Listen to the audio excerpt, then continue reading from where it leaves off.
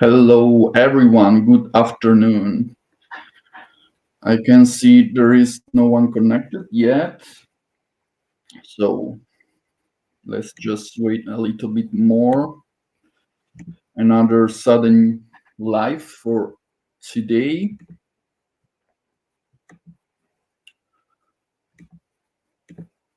So, welcome back to everyone. Another live session for today. How is everyone doing? Hi, Dimitro. Welcome back. So we have an interesting news today, and let's try to make some good trades together based on the news. So today is not just another day. We are about to witness the release of one of the most important data points in the entire macroeconomic calendar. The US GDP growth rate for the new quarter 2025. As we can see, I have the calendar page open. So this news is a figure that can shift traditional markets and one that will also have direct implications for the crypto space. So just two days ago, Powell gave a highly significant interview. He stated further rate cuts remain plausible before the end of this year. So there is a move that could impact not only the traditional economy, but also the crypto market. So Powell also emphasized that in his view, the US market currently appears overpriced. And this brings us to an interesting reflection. On one hand, more liquidity prospects could fuel markets. But on the other, stretch valuations increase the risk of sudden correction. So let's start with the current picture.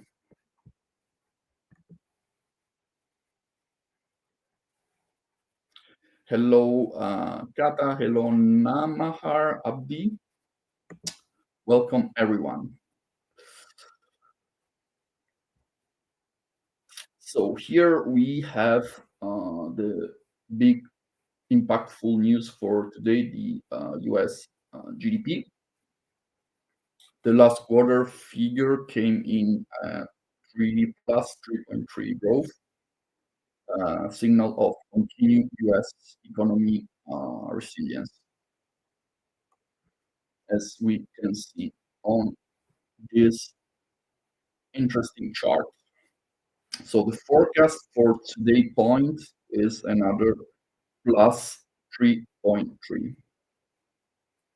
However, we know well that these numbers are often subject to later revisions, frequently downwards, which means that today's figure might look stronger than reality. And as traders, we should always keep a healthy dose of doubt.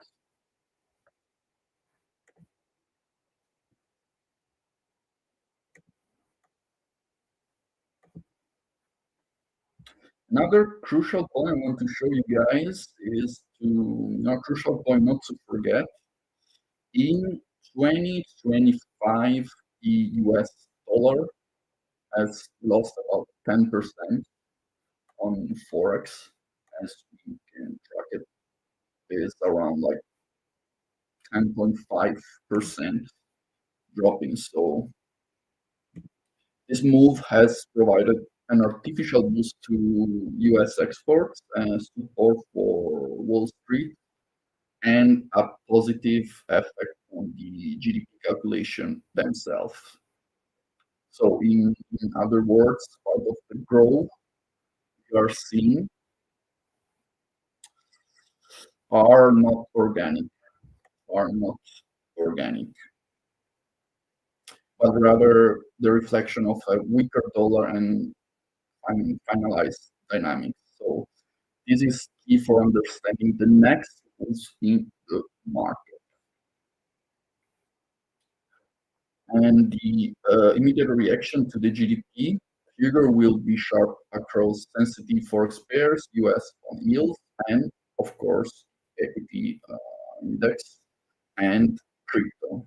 So expect volatility today, maybe some sudden spikes and trading opportunities. Let's take a look on our Bitcoin chart, what is doing currently right now. 5 minute chart. It keeps dropping since today. So now let's go to the part that many of you are waiting for. So how does this tie into the crypto market?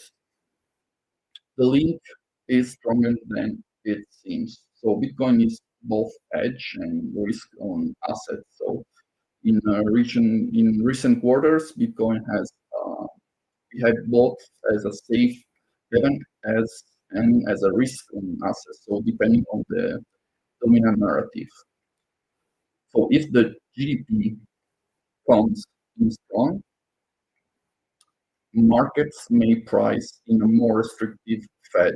So downside pressure on Bitcoin and Ethereum. If GDP disappoints, traders may anticipate earlier monetary easing and positive flows to crypto. So a weaker dollar also questions the stability of USD backed stable coins. So the more the dollar loses real purchasing power, the stronger the narrative will be of Bitcoin as digital hard money. So the strength of the US economy and Wall Street directly impacts inflows into Bitcoin and Ethereum and ETF as well, crypto ETF. So if the sentiment stays positive, steady flows are likely. If not, there is a risk of declines. But of course, that will happen just in a short period of time. So it's not a durable scenario. It's just for the upcoming news.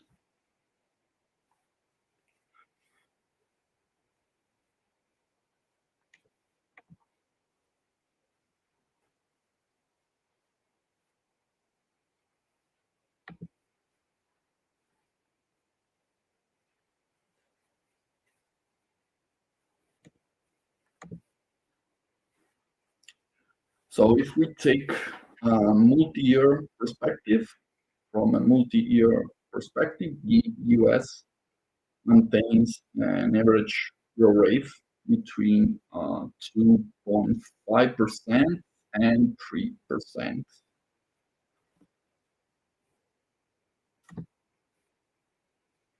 Values consistent with the post-COVID era 2020, as we can see from the chart. So the resilience is supported by a drop in imports, public spending adjustments, deficit reduction, partly thanks to trade tariff, all of which shape the overall sentiment of global markets, including, of course, digital assets as crypto.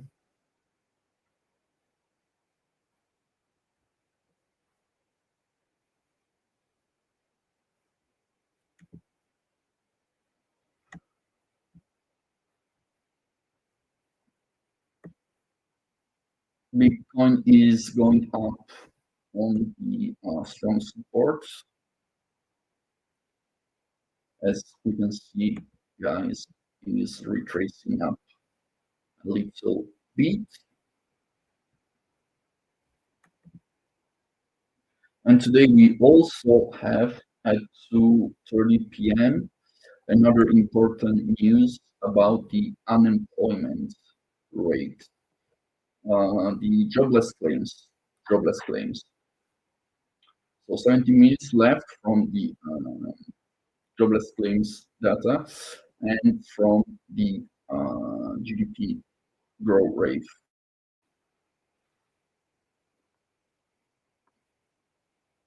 So be ready to see some interesting move on Bitcoin.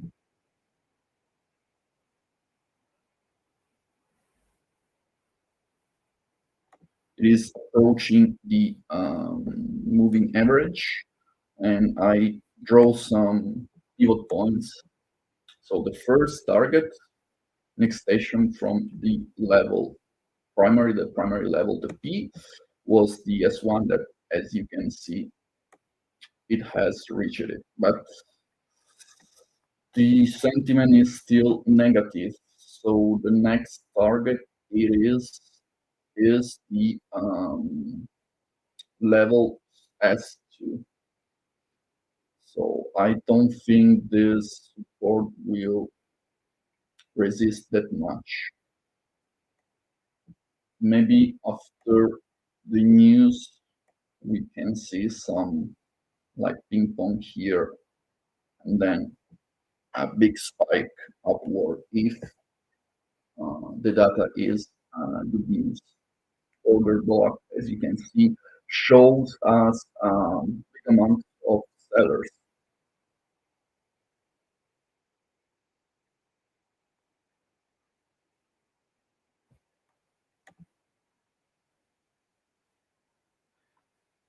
Hello, Soda. Welcome back. Today is a full news day and live day.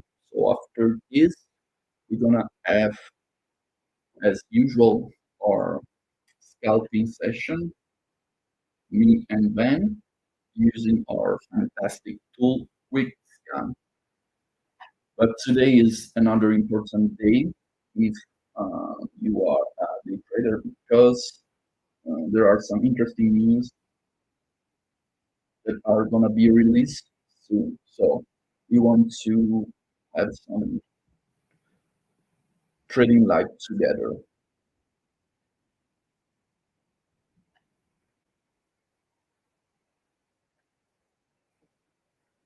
Let's see what the market is doing on overall. Let's see some live on journalists from US. Confusing stories, which is why they're so divided. They are divided over just where neutral is, how restrictive we actually are, how restrictive we should be, and to have that conversation openly, you need to agree on an endpoint, a start point. None of them agree on where neutral is, and I understand that, but ultimately that's the source of a lot of the debate, a lot of the division on the FOMC and the dot plot. Yeah, and I don't have a lot of confidence in what exactly the reaction function is to either a weaker jobs print or potentially even a reacceleration in inflation. One thing that Mary Daly said is that recession risk is very low, talked about how she doesn't want to see a worsening in the labor market, but then Austin Goolsbee talking about inflation still remaining above target for so many years. At what point does that become a preeminent concern? I will say that everyone was extremely friendly and welcoming and kind and collegial, and I really appreciated that. And you know, it's important to understand that the FOMC is a body, the Federal Open Market Committee is a body that makes decisions by arguing on the merits of the economics and the merits of policy. And that's how it was, and everyone was very collegial in hearing their views, and I the same, and that's how it'll continue to be. You know, we make policy, as the chairman said last week, by persuasion, and so I will continue to try to lay out my views and make the case as best as I can. The governor essentially got the opportunity to articulate your argument. Just how much daylight did you sense was there was between you and everyone else on the committee? Well, I mean, it's sort of funny. If you look at the dots in the summary of economic projections, obviously there's a divergence between my projection for appropriate policy for 2025 versus where the weight of everyone else's is. But if you look at next year and the year after, I'm sure I'm still on the low end, but there's not really that much daylight between all the rest of the dots and myself and following here. So it's really just about the speed with which we come down to what's closer to neutral. Well, let's get into the neutral argument. I think that's what separates you from a lot of people. So you've got it in the mid twos, Governor, and you think we should get there quickly. Can you just build out why you believe that's the case and why we should get there so fast? Sure. So, look, I discussed a number of forces which have kicked in over the course of this year and which are, I think, in stark contrast to where they were last year.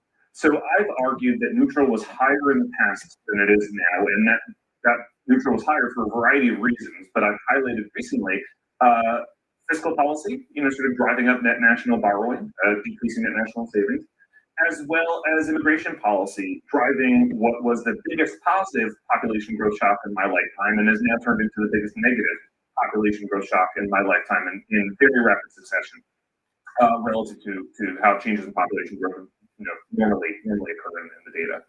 And so to me, when you have huge swings in net national savings driven by fiscal policy, then you have huge swings in population growth driven by changes to border policy, it would be bizarre for me to think that wouldn't have implications for the fundamental structure of the economy that gets reflected through monetary policy in the neutral rate. So my view is that neutral was higher last year because of these reasons. So last year policy was not as tight as a lot of people believe, and now neutral has come down or is in the process of coming down, and now policy is more tight than people believe.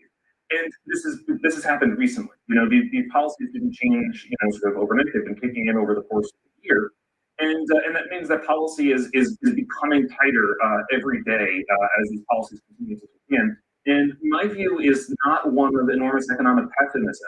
I don't think the economy is about to crater. I don't think the labor market's about to fall off a cliff. However, the neutral rate is drifting down. And as a result of that, it's incumbent upon policy to adjust in response. And the longer that policy stays excessively restrictive, the greater the risks to the downside for the economy. If policy stays excessively restrictive for too long, then you do get to a situation in which you have a meaningful increase in the unemployment rate and a failure of the employment mandate. So, Governor, that's the tension, I think, in your view, that's worth exploring just a little bit more. On the one hand, you don't think the risks are breaking down, but you also think we are excessively tight at the moment and getting tighter. There are some people who would say, and we've had this conversation around the table this morning, if we were as tight as you're suggesting, why is the market within 1% of record highs? Why are credit spreads super tight? And why is this economy still doing okay? Yeah, so that's a perfectly natural thing to ask. Sorry, and let me say two things. One, I don't think that all financial conditions are universally loose like that. In particular, if you look at the housing market, I think it's in quite a different state than sort of some financial markets and sort of security markets. So I don't think that that's necessarily a holistic look at the world of financial conditions in the economy. But even that aside, I think that people in financial markets tend to focus a lot on monetary policy because interest rates are sort of huge tradable instruments, right? But there's so much more that goes into determining economic growth and the state of the economy and inflation and employment than monetary policy. And I think that attributing all changes in financial assets to monetary policy can be a mistake. And in particular, that's what I tried to do in my speech. Was to draw out some of these effects from non-monetary policies that are affecting the economy and, of course, therefore also financial markets. And so, if you have changes in tax policy, right, like significant incentives for investing that lower the effective tax rate on capital, of course, that's going to get reflected into capital assets. If you have significant changes to the regulatory environment, where you're removing barriers to operations that companies can make more cheaply, which, by the way, is disinflationary and pushes at the appetite cap, then of course that's also going to be reflected in asset markets. So I think it's a mistake to conflate the state of financial conditions with monetary policy. They're connected, they're related, they affect each other, but they're not exactly the same thing. And in the speech, I go line by line through these different items. And the reason why monetary policy doesn't have to react to the hawkish side in response to these policy changes is because they push out the supply side of the economy at the same time they push out demand. And so if you're increasing supply and demand at the same time, there's no change to the output gap.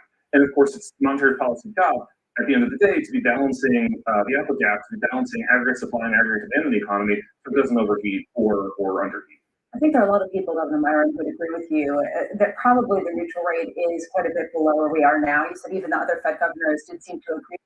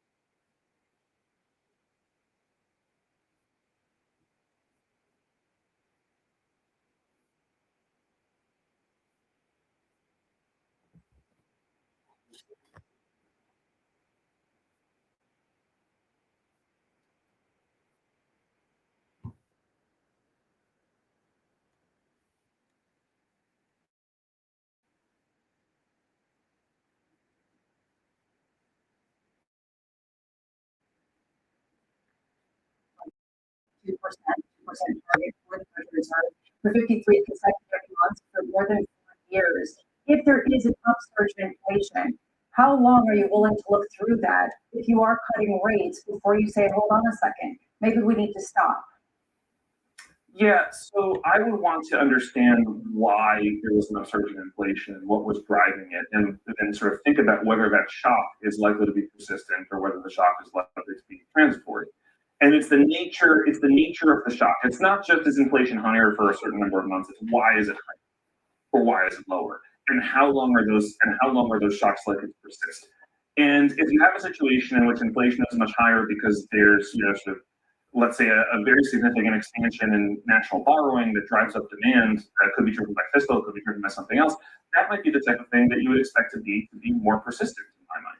If you have the type of shock that's driven by a, basically one-off change to tax rates, right, whether that's a VAT tax or tariffs or anything else, that in my mind is not the type of shock that would lead you to think that inflation is going to be sticky for a long period of time. And in fact, there's, most central banks around the world, all of them would sort of, encounter this in a much more direct manner through changes in value-added taxes. And they always look through them. They always say, okay, look, the VAT went up or the VAT went down, and that's going to affect the inflation statistics for a period of time. But then we all know that this was basically a fiscally mandated price change, and monetary policy shouldn't respond necessarily to fiscally mandated price changes because that's not indicative of changes to the underlying supply-demand balance in the economy, which ultimately drives the type of persistent inflation that the central bank cares about. Governor Myron, I'd love to get your thoughts a little bit more deeper on housing. It's something Matt Miskin and Neil Dutta have talked a lot on this program about. Going into next year, do you think the housing market will weigh on a deceleration of inflation? Is that part of your thesis on inflation coming down? Yeah, I mean, it explicitly is. I mean, look, supply and demand dominates all things economically, right? And if you're increasing the demand for housing by dramatically increasing population growth without a material increase in the supply of housing at the same time, of course, you are going to get upward pressure on shelter inflation. And then vice versa, if you start decreasing population growth because of a change in border policies without destroying shelter supply, or shelter supply keeps expanding at a rate that it has been in previous years, then you get a relative change in shelter inflation once again. So it's simple, it's simple supply and demand. If we have a material downward population shock because we have negative net migration, that's a net increase in the supply of shelter. And I think that the study that I cited in the speech on Monday, where Albert says, found that an elasticity of one, basically that a 1% increase in the number of immigrant renters leads to a 1 percentage point change in the rents. Right, but immigration is short term, yeah. Right? This is a short term story. Would you be willing to revise up neutral if immigration is not much of a drag? Well, I mean, you know, I have good reason for expecting that the immigration story is going to persist at least for another 3.5 years. And I think quite likely potentially after that also. So I'm not convinced that immigration is really a short-term story. Governor, just before you go, because I know you've got to run, have you got a taste for this? Is this a position you'd like to keep beyond the end of this year? Look, you know, I love this country and I'm happy to serve this country in any way that I'm asked to do so. But personnel decisions are not decisions that I make. Governor Myron, appreciate your time. Diplomatic end. Thank you, sir. Thank you very much. Governor Myron from the Federal Reserve. On the next views from the Fed and his argument, very much lower neutral rate. Yeah, and the key issue here in terms of how much delay there is between him and the other Fed members is speed. And he's saying that recently he saw a real turn and you might as well get ahead of that, especially with a very different backdrop. Also really interesting what he said about some of the other inputs to asset pricing and how that doesn't necessarily have to do with Fed rates, kind of agreeing with some of our previous guests talking about how it's been a Fed independent equity market in particular. The question you ended on is the one I was thinking about the entire time. Is this going to be a Governor Myron just till January, or is he going to be someone that the Trump administration decides we're going to keep him in that spot? And I think this is becoming very political in Washington, obviously, because he's still keeping even that. All right, guys, only 2 minutes left from the data get release, and I can spot a huge selling volume here.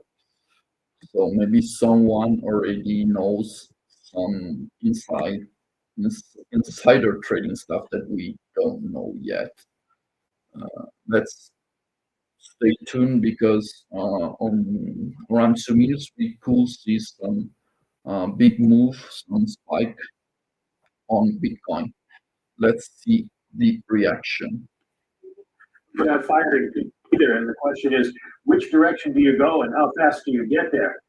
The whole question with Stephen Myron versus the rest of the Open Market Committee is where is neutral, and he makes a big case for negative population growth because of the negative labor force growth because of immigration. And that should start to show up in the jobs numbers, but not necessarily in terms of layoffs. So the jobless claims numbers may not settle that debate. Mike, how persuasive is his argument at the moment, and how well received is it based on the communication we've had subsequently? Well, it hasn't been extremely well received because there are some holes in his story, and some of the research he's cited isn't necessarily considered the best research. But the real issue is he's talking about this negative net migration, but the labor force has not slowed, has not fallen. So the impact he's talking about hasn't happened yet, but the inflation impact is still happening. So that's what the rest of the Open Market Committee is. Oh guys, such a huge increase on the GDP third quarter from the United States, 3.8.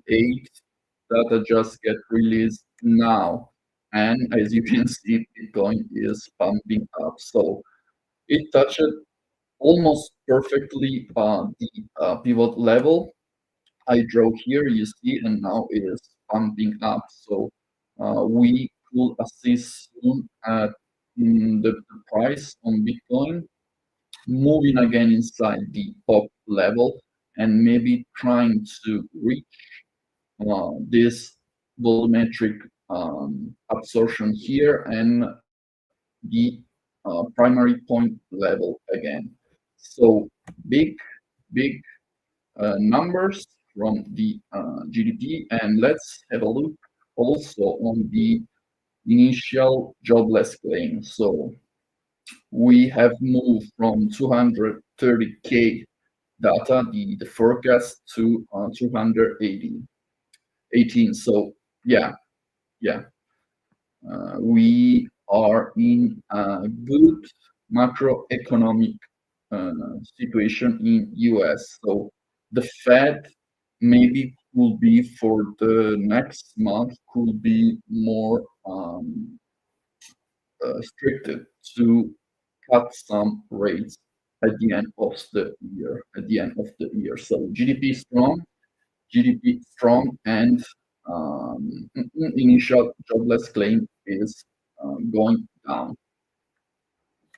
Revision, and second revision, the third issue, 3.3%, a significant revision from 3.3%. Personal consumption is the reason Americans spend more money, 2.5% from 1.6%.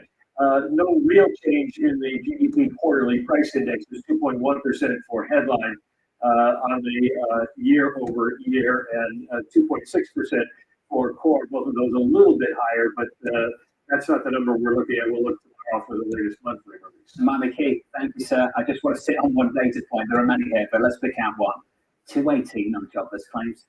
218. We're freaking out about the labour market. Big downshift in payrolls. I understand the concerns. I'm not dismissing them. You see it. It's real. But the fact that claims are coming at 218, it doesn't speak to any kind of weakness whatsoever. And even continuing claims actually came in slightly. They didn't expand. So people are coming off that. Look, no one is saying that this labor market is falling into a ditch. The point is, you need to have a more robust labor market in order to get growth that can sustain a lot of the expectations currently in markets. Do we need things to be a little bit less frozen? And ultimately, that might be the argument, but no one is saying that this is a labor market that is falling off. I wish Governor Murren was still with us. Pretty impressive data points there. The jobless claims at least. Yields are up at the front end by, let's call it 4 basis points on 2, it's 364. There's been a steady grind higher in bond yields ever since the Federal Reserve cut interest rates last Wednesday. The 10-year bond yield's higher by about 3 basis points. So approaching again 420, we're at 417. And in the equity market, we were softer going into this print. We're softer still coming out of it. We're down 0.4% on the S&P, down by 0.8 on the small caps. Joining us around the table, Nita Richardson of ADP. Nita, good morning. Good morning. That claims number, pretty impressive, eh? It is. In fact, if I would have just parachuted in from like some other place in time and GDP, saw those that's numbers, I think you just read, I would be like, so what's the issue? What's the problem here? This is a perfect economy. But the thing is, I've actually not parachuted in. I've been here the whole time, and I've been looking at the data. And there are some cracks here that I want to uncover. Because yes, it is a low hire, low fire. It's been well-established jobs market. It's a stasis that I've been talking about with you for the better part of the year. But if you look, that stasis is having an effect that is not uniform in the labor market when it comes to wages. And wages, as I've said before, are the bridge between the jobs market and inflation. Inflation, when I look at those Fed projections, we're 4 years above target and 2 years to get to target. So wages are going to play a big role.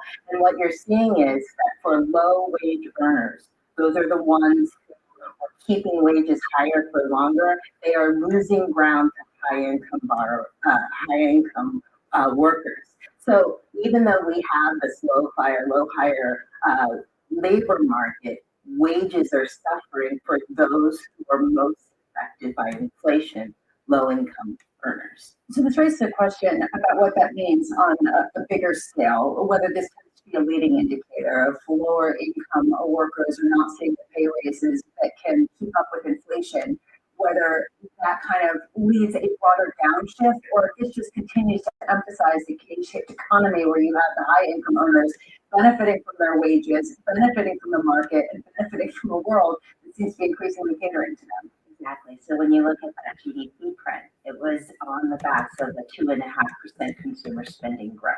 And that growth we think of as being really tough. So when you look at the labor market, and I said this last week with you, that the labor market is supporting consumers, but it's not supporting them uniformly. So for high-income workers, we're seeing that their wage growth is actually keeping up from a year ago, whereas for low-income workers, it's decelerating fast. And so the disparity is rising, and that's going to show up in consumer spending trends. You're going to see this disconnect between high-income people and low-income people. And who are those low-income workers? Well, the majority of them are women. 60% of workers at the bottom. All right, guys, huge buying volume on this candle. Look at this spike. And the moving average is going close to the current price. So I expect to see again the price enters in this order block that is the same as the top level, grab some liquidity here, and the target remains this static resistance for now. But if Wall Street open with strong momentum, we could see Bitcoin reach the primary level of the pivot points struck here. So um, stay tuned and keep your eyes open on the Wall Street session, because right now volumes are getting inside the market. Look at these impressive spikes. The order book is uh, quite quite checking. So it's a good moment for some scalping session.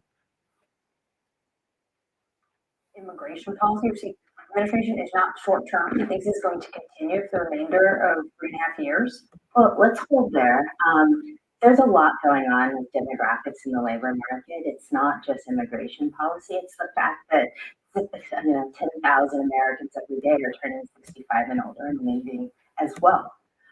So those shifts are being seen in the labor force participation rate. It's edging down. You have the sandwich generation being impacted in terms of the number of hours they can contribute if they're taking care of their parents and their children. So there's a lot going on demographically. What it ends up being is labor shortages.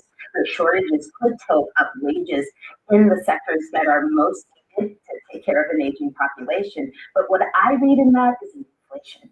And that's what you don't want to see. You don't want to see a wage cycle that leads to an inflation increase.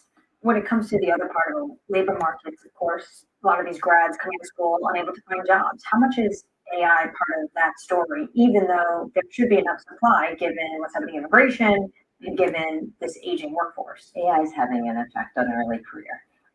We've partnered with Stanford on research showing just that using ADP data, that if you are in an AI exposed field, a software developer, customer service. Is that everything at this point? AI exposed almost? No, there are some jobs, like plumber, HVAC. There's actually quite a few jobs that are not AI exposed, but those aren't the jobs that young people are, especially college graduates, sometimes are oriented towards. But if you're in the healthcare field, needed more than ever, and you can see the employment trends going up. So not in 2025, maybe in 2035, every job will be an AI exposed job, but not now. Nida, it's good to see you. Always is. Thank you. Nida Risserman there of ADP following that better than expected jobless claims data, the right kind of downside surprise. Kevin Gordon of Charles Schwab writes in, the biggest 2-week drop in claims since October 2021. Yeah, if people were looking for some sort of confirmation of ongoing weakness, well, congratulations, you didn't get it. You actually got quite the opposite, the sense that things aren't falling out of bed. And it just goes to the ultimate question that we've been asking so much on this program, which is, are we heading into a reacceleration? Are we already seeing it, especially ahead of some of the infusion of cash from the One Big Beautiful Bill, and with the likes of the airlines saying that actually they're seeing bookings pick up. So, I mean, it might be on the heels of the upper quintile of earners, but nonetheless, that is the personal spending. That is some of what you're seeing maybe in this data. If you're long equities, that's what you're priced for into next year. Let's see if we get it. Long equities with a reacceleration plus the interest rate cuts. There will be questions about that. If we continue getting data like this in the labour market, 218 for jobless claims. Big downside surprise. The estimate was 233 in our survey. Push that through the bond market, and you were getting higher bond yield to the front end of the curve, up by 5. 2's up to 365. 10's up by 4 to about 418. Let's get you an update on news worldwide with your Bloomberg brief. Here's Yahara Hana. Hey, Yahara. Hi, John. Let's recap that latest economic data. We saw weekly jobless claims fall by 14,000 last week to 218,000. That's the lowest level since mid-July. Analysts surveyed by Bloomberg were looking for 225,000 to 242,000. And don't bet against the U.S. consumer. Personal spending for the second quarter was revised up to 2.5% from 1.6%. Meanwhile, Best Buy has been making job cuts, including reductions to its Geek Squad team. Changes come as the electronics retailer has been impacted by tariffs and struggled to reignite the level of growth it saw from pandemic-era buying of computers and other gear. Shares of the company are down. All right, guys. The price looks like uh, it has got some interesting base here, and bulls are stepping in. So it could be in the next couple of minutes a bit boring as trade because it's forming a compression phase, as we can see between the two pivot point S1 and S2. But as soon as Wall Street open, I'm sure we can see some breakout, maybe break up or break down to the S3 level, but it's quite hard to see that. My forecast is more on a breakout to reach this area and maybe keep dropping a little bit if Wall Street doesn't want to put some buying volume on crypto and in this case Bitcoin. So hope your trading is doing well. And as you know, we are going live in another hour again with our fantastic tool QuickScan. Make some interesting scalping, trying to spot some opportunities, some huge moves.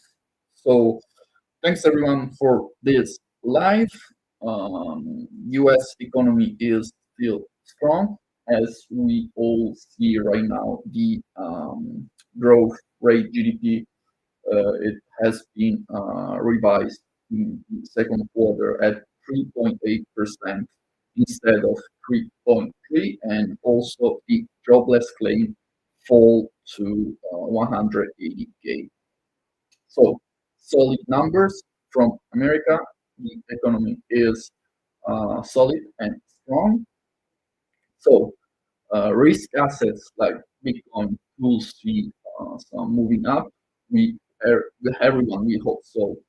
After the Black Monday we saw recently 3 days ago. So if we take a look on a daily view, Bitcoin has a lot of margin on the upside to recover.